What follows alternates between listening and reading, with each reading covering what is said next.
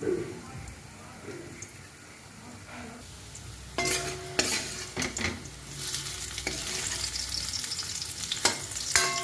আমি ছোট ছোট করে নিয়েছি মাছের ডিমের টক করবো বলে।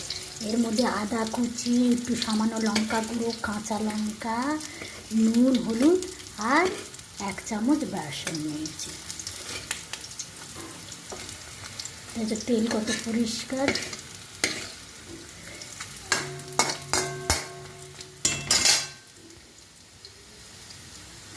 খুব সুন্দর সুস্বাদু টেস্টি রান্না, গরমের জন্য দারুণ। মাছের ডিমের প্রোটিনটা পুরো পাচ্ছি, আমের গুণাগুণ পাচ্ছি,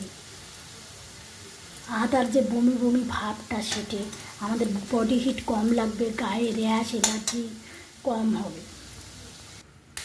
এই যে শুকনো লঙ্কা, পাঁচফোড়ন আর আম যে ছোটো ফোড়ন যেটা দেবে, পাঁচফোড়ন দিলে খেতে টেস্টি হয়, গন্ধটা সুন্দর।